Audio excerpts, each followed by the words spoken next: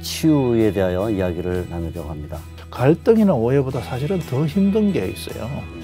외로운 게 힘듭니다. 결국은 그 관계의 단절에서 오는 게 이 병의 아주 기본이다. 이렇게 우리가 얘기할 수 있어요.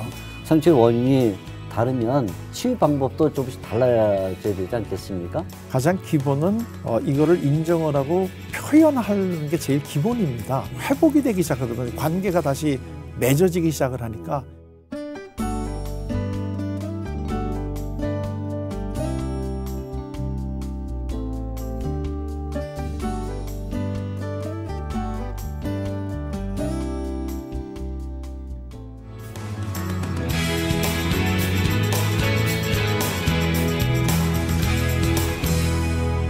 조금 방향을 선회해서 우리 손 목사님 이제 경험담을 좀 듣고 싶은 거는 병원에서 20여 년 이렇게 사역을 하시면서 많은 환자들을 만나시고 또 뭐 거의 뭐 침상 머리에 이제 신방하신 일도 하실 텐데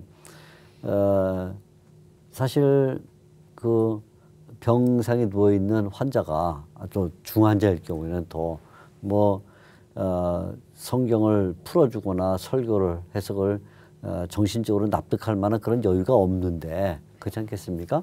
오히려 목사님이 이제 찾아가서 보여준 어떤 행동들, 태도, 신방의 뭐 자세 이런 것들이 그 전달되는 내용보다는 뭐 어떤 신학적인 풀이라든가 이런 것보다는 그 태도가 더 영향을 줄 거라고 생각이 들거든요. 어떻게 생각하십니까?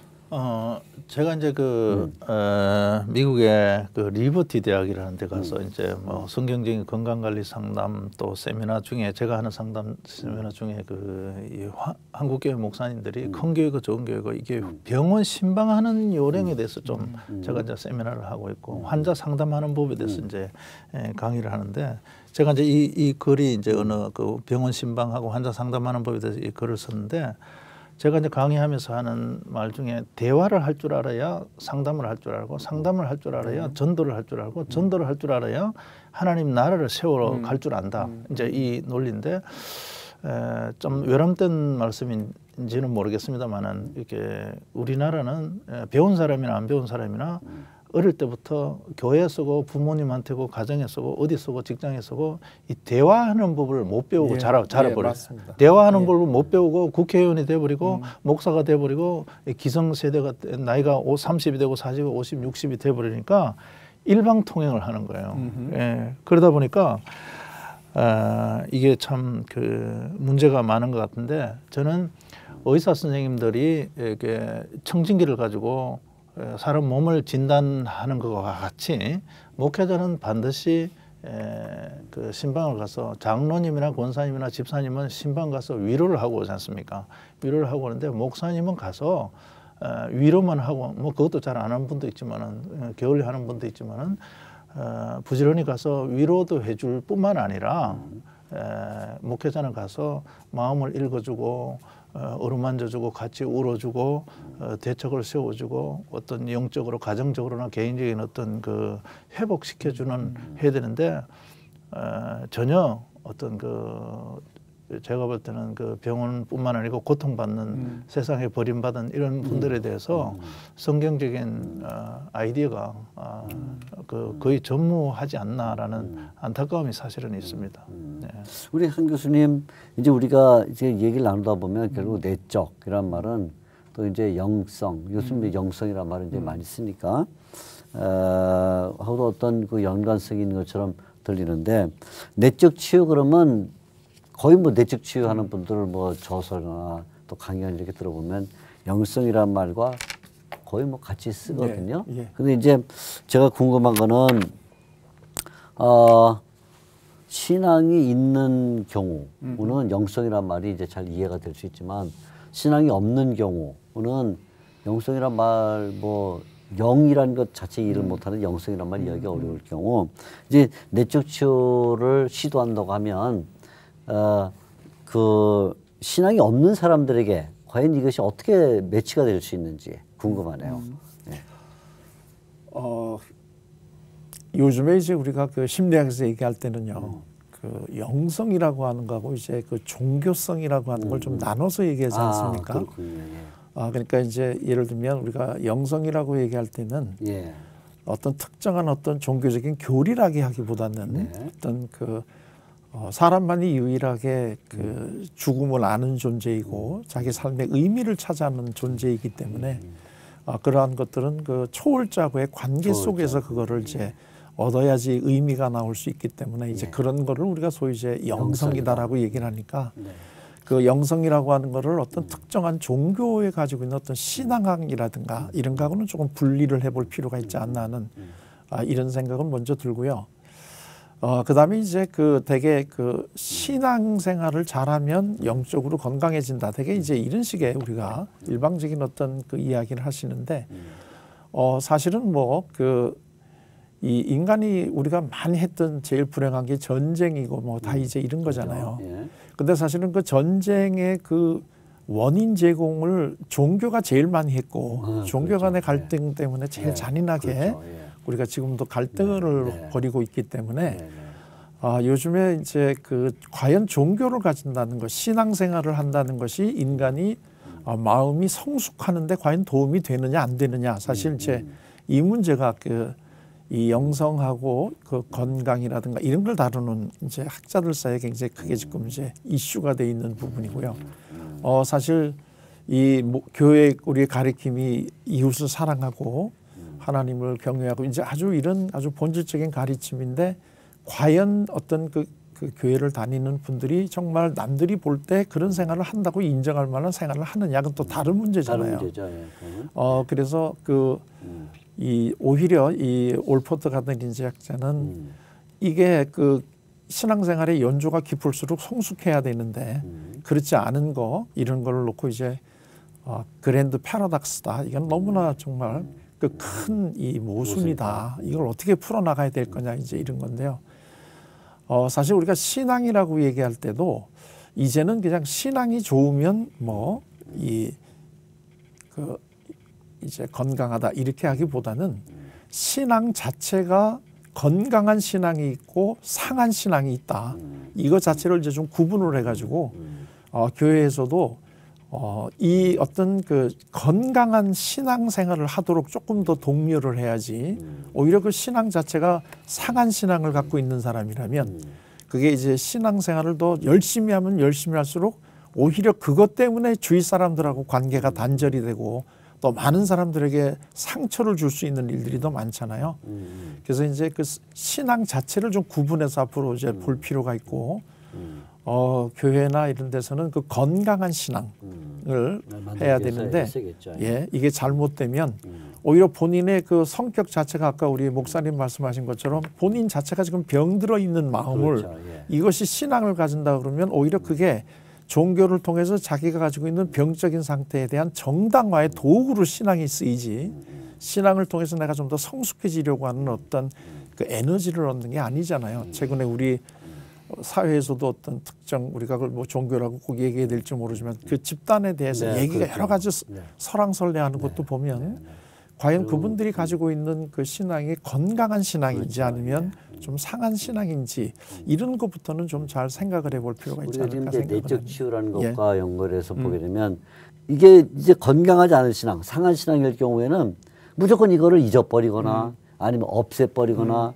뭐 다른 사람에게 말하지 않거나 하는 쪽으로다가 나가려고 하겠고 그렇죠. 건강한 신앙이라면 이 현실 또는 트라우마를 그대로 갖고 있어도 그걸 내가 어떻게 나 자신과의 관계 아니면 타인과의 관계 심지어는 하나님과의 관계에서도 그거 자체가 오히려 유익이 되게 할 것인가 우리 나가지 않겠나 그런 생각을 가져보거든요. 그렇죠. 어떨까요, 교수님? 우선 이제 그 건강한 신앙하고 뭐 그게 꼭 신앙의 문제뿐만 아니라 우리의 그 모든 이제 마음의 영역에서도 거의 유사한 이제 틀이 작용이 될 텐데 그 어떤 사람이 이 사람이 건강하냐 아니면 상했느냐 하는 거를 제일 쉽게 알 수 있는 방법은 어떤 그 관계가 단절되는 원인이 상대방에게 있다라고 놓고 보면 일단 이거는 미성숙 같거나 상한 거고요. 예. 이게 나한테부터 비롯됐다라고 보면 예, 이거는 건강해지는 거죠. 그러니까 그러네요. 남의 문제라고 볼 때는 내가 가지고 있는 신앙이 다른 사람을 정죄하는 도구로 쓰인단 말이죠. 그런 거죠. 예. 그러니까 그걸 통해서 나는 굉장히 의인이다라고 하는 이런 잘못된 이런 걸 갖고 되고 내가 건강한 신앙을 가지고 있다고 하는 거는 내가 부족해서 내가 문제가 있기 때문에 그렇다라고 생각을 하고 그걸 인정을 하고 그 도움을 예를 들면 이웃한테도 올릴 수 있고 아니면 하나님한테서도 궁극적인 도움을 이제 바라면서 내가 이제 그 힘을 얻어가지고 커갈 수 있는 건데 우리 교회에서는 이제 무조건 이게 제가 이렇게 얘기하면 좀 죄송하지만 이렇게 믿으면 된다. 그냥 신앙을 가져라. 그러면 모든 게 다 해결된다. 자꾸 너무 이런 식으로 얘기를 하니까 오히려 교회 내에서도 다른 분에게 그 상한 신앙 때문에 상처 주는 이제 이런 일들이 나올 수 있겠다. 그런 얘기. 질문이 신앙이 내적 치유에 미치는 영향에 대해서 말씀을 하셨는데 한 가지 교수님 그 첨언을 드린다면 요즘 현대인이 제일 관심 있는 게 뭘까? 이제 사회 심리학자들이나 여러분들이 공통적으로 어느 역사학자가 예수님 올 때가 가까울수록 이게 돈으로 사람을 평가하는 시대가 반드시 오는데 그때는 참 이 시대가 비극이다 뭐 이런 했는데 지금이 사실은 그런 시대거든요. 돈으로 모든 것을 사람을 판단하는 어떤 그런 시대인데 우리가 이제 그 다음이 건강에 대해서 관심이 많습니다. 그리고 목회도 사실은 뭐 거의 많은 부분의 목회자들이 건강에 대해서 하는데 건강 강의를 할 때 공기도 중요하다, 운동도 중요하다, 뭐 음식도 중요하다, 관계도 중요하다 이런데 제가 볼 때는 이 생각이 제일 중요한 것 같아요. 생각인데 신앙에 있어서 이 내적 치유 부분에 있어서 생각이 이게 죄를 말할 때 뭐 저는 그 헬라어를 잘 모르는데 하마르티아라는 말인데 이게 관역에서 빗나갔다. 그 생각이 삐딱하고 자세가 삐딱 이게 한 분들이 믿음은 결국은 시각인데 이 생각이 시각이 신앙이 이게 상한 심령 이게 관역이 이게 빗나간 그런 신앙 생활을 하는 분들이 참 많은데 이게 중요한 것 같아요. 예. 이제 얘기를 조금 더 끌어가 보면 우리가 교회 얘기를 계속 하고 있으니까 내적 치유를 한다. 일단 뭐 내적 치유를 우리가 아까 정의를 내렸으니까 한다고 할 때 그럼 교회에서 성도들에게 내적 치유를 한다면 우리가 어떤 전제를 가지고 접근을 해야 될까요?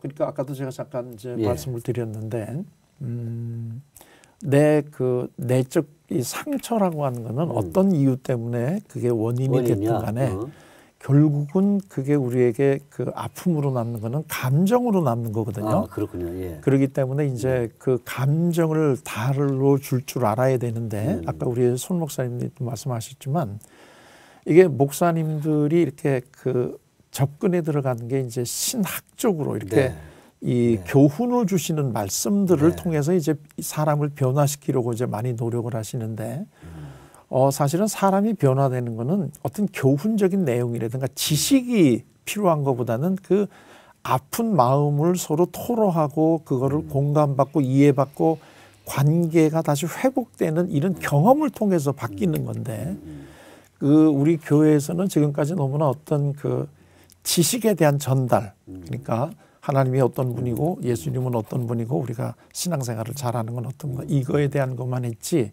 그 상한 감정을 어떻게 풀어주느냐 이제 이거에 대한 거가 상당히 좀 부족한가 싶어요. 아까 근데 이걸 하는 제일 좋은 방법은 관계는 대화를 통해서 맺어지는 건데 아까 우리 그 손 목사님 말씀하신 것처럼 정말 이 대화에 대한 이게 너무나 우리는 지금 훈련이 안 돼 있기 때문에 본인은 상대방의 잘못을 지적해주고 그걸 통해서 변화를 기대하지만 오히려 상대방은 그걸 비난으로 받아들이고 또 상처만 더 받는단 말이죠.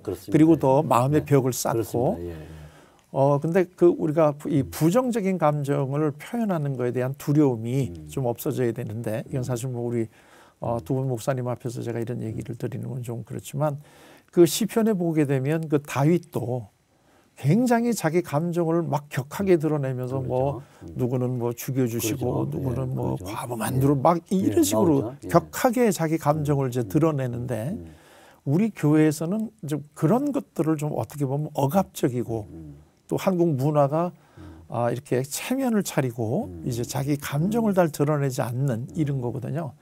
그게 사실은 우리 그 마음의 건강을 세계적으로 공통적으로 다룰 때 쓰는 게 그 DSM이라는 표준이 이제 편람이 있는데 이게 1994년에 나왔는데 그 4편이 나왔는데 거기에 화병이라는 병이 우리나라 말로 올랐습니다. 병명이. 그러니까 이제 우리나라 화병이 사실은 어떻게 보면 정신질환의 하나에 이제 그걸로 올라 있습니다. 화병이라고 아예 우리나라 말로 올랐는데 화병이라고 올랐어요. 예. 앵거 이렇게 오르지 않고. 아닙니다. 앵거하고 화병은 좀 다른 겁니다. 다릅니까? 예, 그래서 그렇군요. 이제 그 앵거라고 하는 거는 안 되기 때문에 이게 화병이다. 아주 우리나라 말로 이렇게 올라 있습니다. 그렇군요. 그리고 요거는 문화하고 아주 밀접하게 관계돼서 나타나는 증상이다. 이런 그 분류가 돼 있거든요. 그러니까 한국 사람들한테 많이 나타나는 게 이게 화병입니다.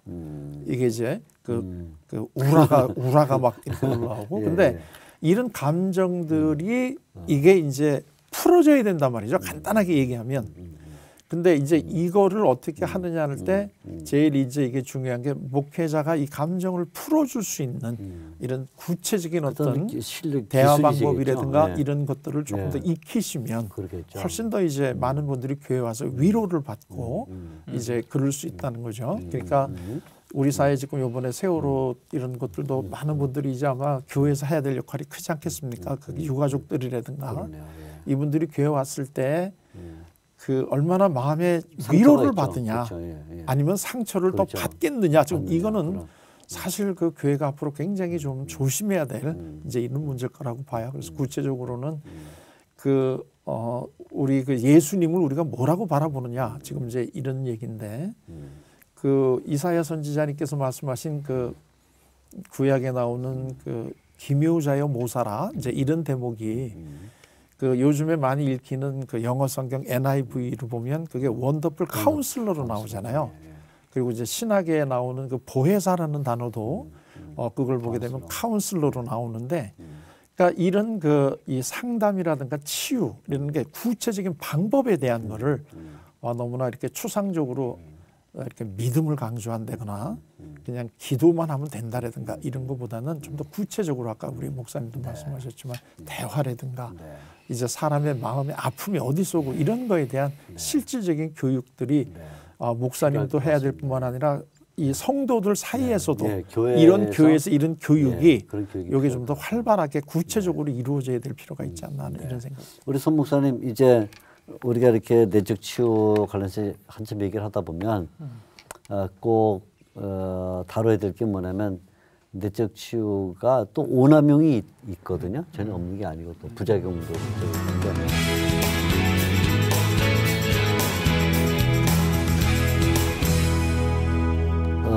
손 목사님이 이제 이런 그 병원 사역을 하시면서 혹 뭐 오남용에 의한 혹은 부작용이나 뭐 과도하다든가 이런 일들이 있으신 걸 보셨습니까? 혹시 뭐 그런 문제가 무엇인지 한번 설명해 주시겠습니까? 대표적인 것이 이제 그 미국의 상황하고 우리나라 상황에서 굉장히 그 여러 가지 차이 나는 것이 있는데 그 중에 하나가 이제 치료를 할 때 이렇게 그 토탈 힐링을 해라.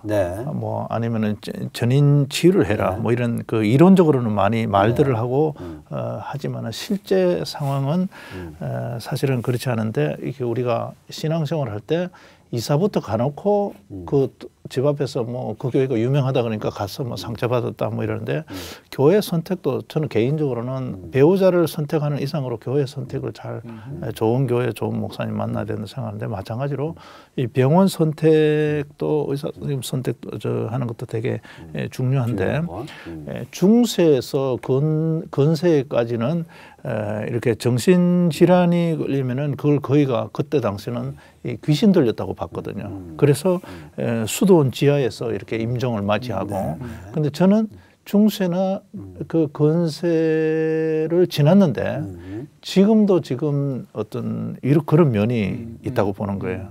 실제로 예를 들어서 미국 같으면은 정신질환이 환자가 생기면 목사님이 봐서 이게 어떤 그 질환이면은 정신질환이면은 유명한 정신과 의사 선생님한테 트랜스퍼를 시키고 또 정신과 의사 선생님들도 이게 그렇죠. 영적인 문제가 있는지 질환이 있는지 진단을 해서 영적인 문제가 있으면 목사님한테 네, 이렇게 그렇죠.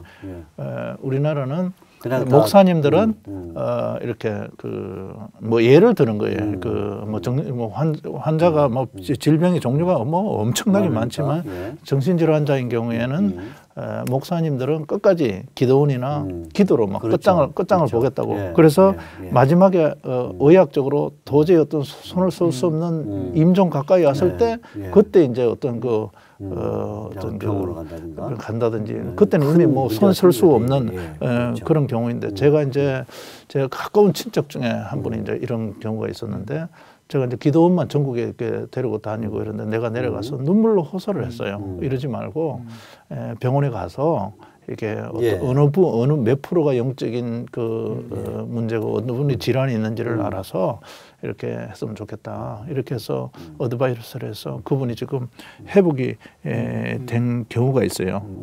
우리 교수님도 혹시 뭐 이런 그 내적 치유 이런 관련해서 혹시 오남용 무슨 문제점들을 지적해 줄 수 있겠습니까? 뭐 지금 우리 뭐 하다못해 약의 오남용도 문제가 되는데 이제 당연히 문제가 되죠. 근데 이제 그 고통이라고 하는 문제를 우리가 볼 때 그 고통이라고 하는 것이 없애야 될 과연 그런 그 어떤 대상이냐. 그렇죠. 지금 이제 이거부터가 이제 얘기가 돼야 되는데요. 그렇습니다.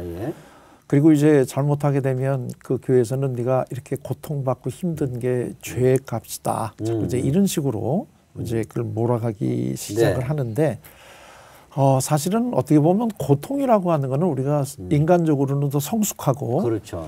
신앙적으로는 하나님에게 좀 더 다가갈 수 있는 굉장히 좋은 이런 이제 계기도 되잖아요. 뭐 시편에 나오죠. 그렇죠. 고난당하는 것이 내게 얘기다. 우리 그 뭐 옛 어른들이 하는 말씀 중에도 이제 젊어 고생은 돈 주고도 한다. 뭐 이제 그렇죠. 이런 식의 맞습니다. 그게 우리 고통이라는 것이 사실은 성숙해지기 위해서 거쳐가야 될 하나의 단계이기 때문에 이게 꼭 무슨 완전히 고통이 없는 상태가 우리가 즐거운 상태냐. 그거는 아니죠. 또 아니단 말이죠. 그러니까 이 내적 치유라고 하는 정의가 무슨 이 모든 고통이 없는 어떤 그런 상태를 우리가 가는 거다. 이렇게 얘기하는 거는 좀 잘못된 것 같아요.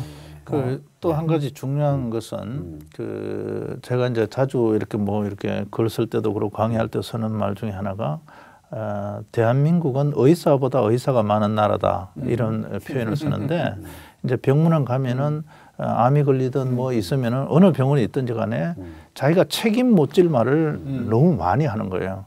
그러니까 이 병원 가라, 이 병원 안 좋으니까 저 병원 가라, 미국 가라, 뭐 의사 선생님이 진료를 하고 있는데 거기에서 뭐 이 약 쓰면 나쁘다, 뭐 저거 사라, 뭐 중국 가서 뭐 해라, 뭐 저 카나다 가서 약물 채취한 걸 먹어라, 대체 약물 해라.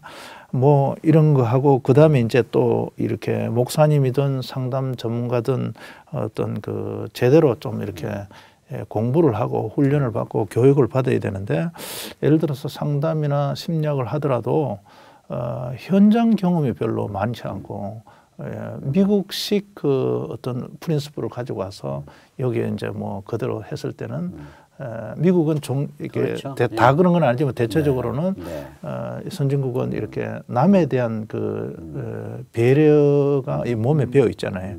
근데 아직도 우리는 올림픽도 하고 월드컵도 하고 하지만 핸드폰도 쓰지만은 무리하고 몰상식한 그런 문화가 많은데 그 목사님이든 상담 전문가든 내담자가 왔을 때 자기 짐작으로, 자기 추측으로, 자기 경험으로 이렇게 감으로 때려잡아서 상담을 하고 하는 어떤 그런 시대는 이제는 좀 이렇게 벗어나야 되겠다. 이런 내적 치유의 오남용을 방지하기 위해서는 전문가를 만나야 되겠죠, 그렇죠? 그럼요. 또 필요한 뭐 치료센터라든가 이런 기관들을 통해서 때로는 전문가라는 개인 아니면 기관을 통해서 그 문제를 해결해야지 그냥 진짜 뭐 상식적으로 누가 이런 경험이 있으니까 그 얘기를 자기에게도 투영시켜 본다 이런 것은 옳지 않다는 생각이 드네요. 그렇죠. 그리고 아까 이제 우리 총장님이 하신 그 질문에 대한 하나를 더 대답을 한다면 사실은 한 개인에 대한 거를 좀 이제 치유를 했다 그래가지고 이 사람이 가정으로 들어가거나 그러면 네. 그 가정의 그 다이나믹은 또 똑같은 거기 때문에 그렇죠. 예. 다시 변화 이제 없죠. 똑같은 변화가 일어난단 그렇죠. 말이죠. 예, 예, 예. 그래서 이제 요즘에는 뭐 이제 그 부부 치료라든가 가족 치료라든가 이렇게 이제 단위를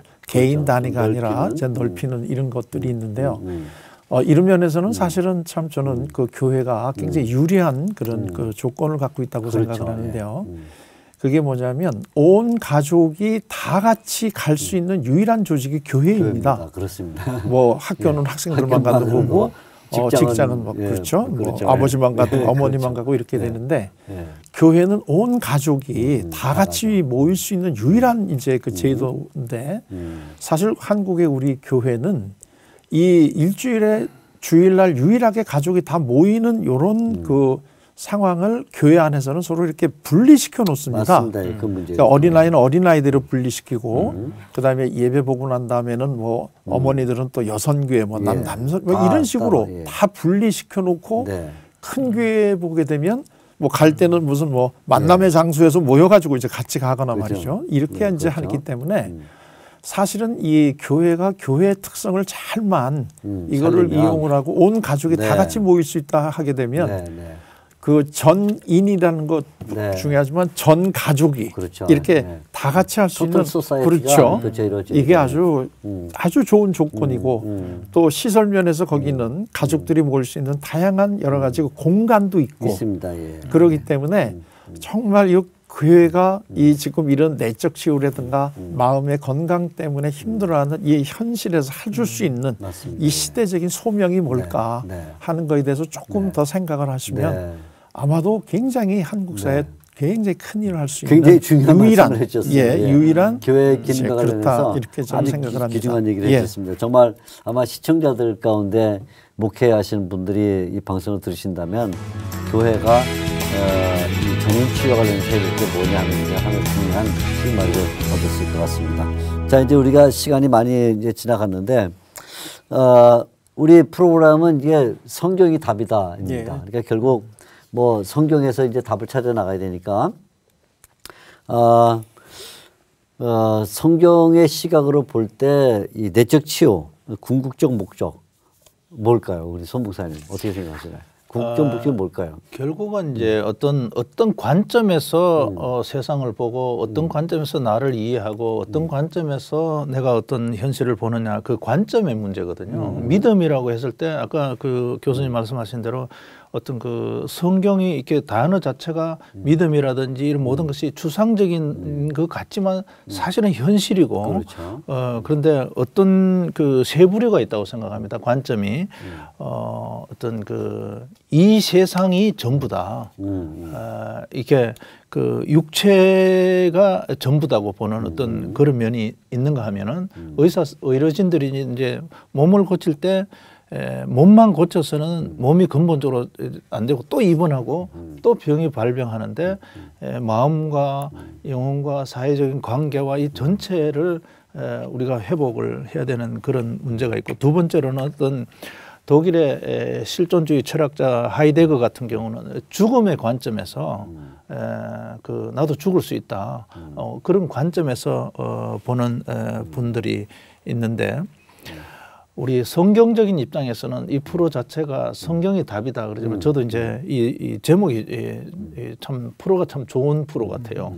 그런데 우리는 이게 죽음의 관점, 요즘은 웰빙, 웰다잉, 뭐 어떻게 사는 것도 중요하고 웰빙 음식도 중요하지만은 잘못 죽으면은 자녀들을 집안을 막 초토화시켜놓고 이렇게 죽는 그런 분들도 있는데 우리는 그런 정도가 아니라 이 성경이 답이다 했을 때 죽음을 초월한 그 영원히 사는 그 시각을 가지고 오늘의 나를 보고 또 제가 이제 암 환자나 이런 환자들 상담할 때 온몸에 암이 퍼져 있고 절망 가운데 있는 어떤 희망이라고는 뭐 조금도 없는 그런 분들도 상담을 참 많이 해봤는데 이게 이제 오늘 그 호흡이 멎어질지 내일 꺼질지 한 번은 예배를 드리는데 설교를 하고 있는데 어떤 분이 소리를 쳐요.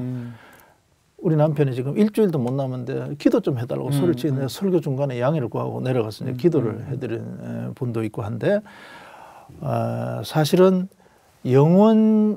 우리가 영원히 사는 존재라는 그러니까 암 환자들이 내가 나를 보면서 절망하고 내가 부모를 보면서 절망하고 상담할 때 내가 부모를 잘못 만났는데 서방 잘못 만나고 서방 잘못 만나고 자식 잘못 만나고 이렇게 막 그냥 총체적인 그 비탄에 빠져 있는 분들이 참 의외로 굉장히 많습니다. 그런데 이것을 이제 여러 가지 상담이라든가 목회라 그럴까 어떤 설교를 통해서나 뭐 신방을 통해서 위로를 하나님이 내 백성을 위로하라 그럴 때 단순히 가서 뭐 힘내라 울지 마라 이런 말씀이 아니라 더 깊은 그 말씀인데 그 뜻은 이런 것 같습니다. 내가 나를 보면은 나는 왜 이렇게 못 배웠을까? 나는 왜 이렇게 다리가 짧을까? 돈이 없을까? 이런 것이 아니라 비교의식이나 열등의식이나 우월의식은 그게 성경적으로 죄인데 성경이 답이다 했을 때는 하나님이 성경에서는 뭐라 그럽니까? 부모가 나를 귀하게 여기 안 보고 내가 나를 보면서 절망하지만 성경은 뭐라 하냐면 한 분 한 분이 천하보다 귀하다 그러거든. 그렇죠. 그거는 우리가 쉽게 뭐 이렇게 말 몇 마디로 설명할 수 없을 만큼 한 분 한 분은 귀한 존재인데 그렇죠.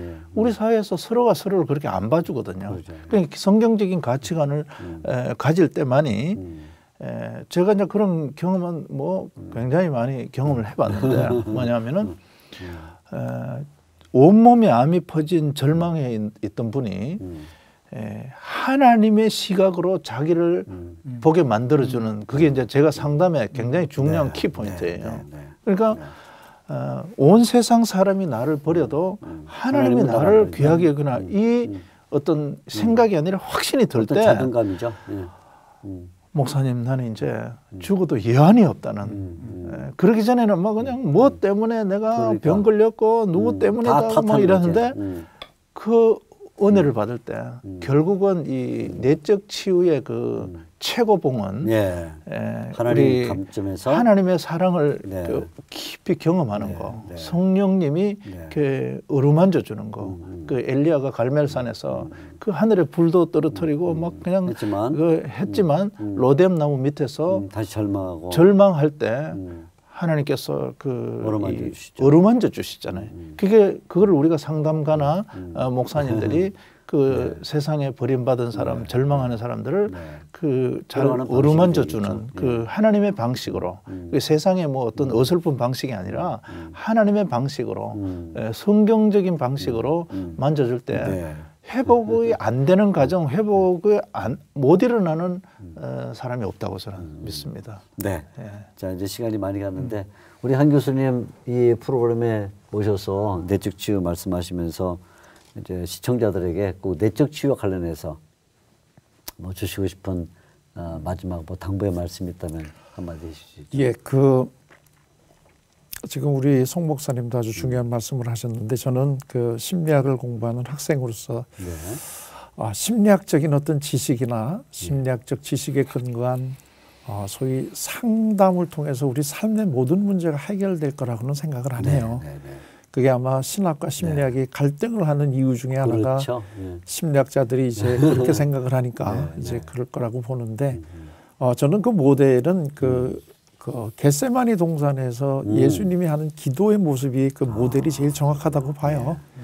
그 예수님이 제일 힘드시고 정말 그러실 때 기도를 하시는데 우선 그 베드로를 비롯한 세 제자들하고 같이 올라가셔가지고 베드로에게도 내가 너무 힘드니까 나랑 같이 있어다오 하는 이런 식의 어떤 도움을 얻는 것, 이런 그 대인관계나 이런 데서 오는 감정적인 거에 대한 표현과 위로, 평화를 얻는 거가 이제 우리가 이제 심리학에서 해줄 수 있는 상담이고, 그러나 여기서 끝나는 게 아니라 이제 그 예수님이 다시 이제 하나님을 갖고 기도를 하면서 그 다음에 이제 삶과 죽음의 문제에 대한 이제 그런 그걸 가지시는데. 이 삶과 죽음의 문제에 대한 것들 그리고 삶의 고통의 의미 같은 거는 사실은 상담을 통해 가지고 알기는 참 어렵죠. 그렇습니다. 그래서 이제 우리 지금 목사님도 다 말씀하셨지만 정말로 이 전인적인 건강을 위해서는 몸의 건강을 주로 전공을 하는 의사라든가 의료진들과 또는 마음과 대인 관계에 관심을 가지고 있는 이 상담이라든가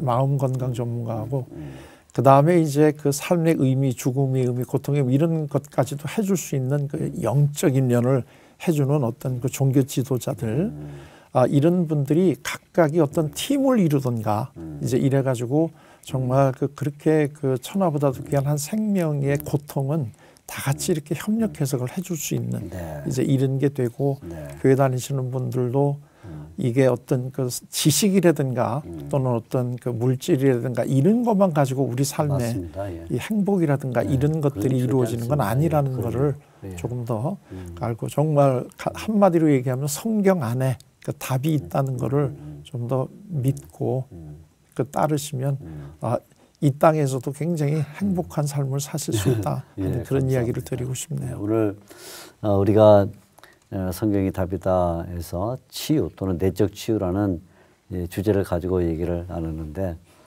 옛날 그 유명한 교회사의 교부였던 성 어거스틴이 유명한 고백록을 썼는데 그 고백록 가운데 보면 나는 나에게 문제가 되었다 이런 얘기를 했습니다.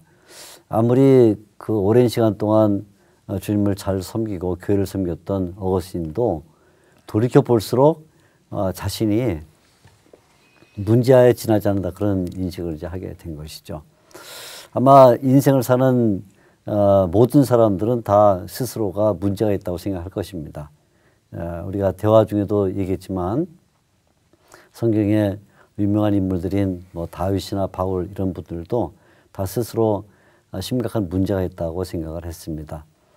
그러나 우리가 가지고 있는 이런 그 내적인 문제들 또는 그것을 유발시키는 육체 또 사회 등등의 이런 문제들이 반드시 제거돼야만 우리 인생의 문제가 해결되는 건 아닌 것 같습니다. 도리어 그것을 남겨두고 있더라도 하나님의 시각에서 내가 얼마나 귀중한 존재인가를 깨달으면 그 모든 문제가 일시간에 새로운 시각으로 다르게 보이지 않는가 이렇게 우리가 결론을 내릴 수 있을 것 같습니다. 오늘 내적 치유와 관련해서 얘기 들으시면서 시청자 여러분 마음속에 큰 도전이 있기를 바라고요. 또 두 분 패널 나오신 대장자들에게 진심으로 감사를 드립니다. 우리 한 교수님 귀한 시간 내주셔서 감사하고요. 오늘 선교사님 바쁘신데 그래서 감사합니다.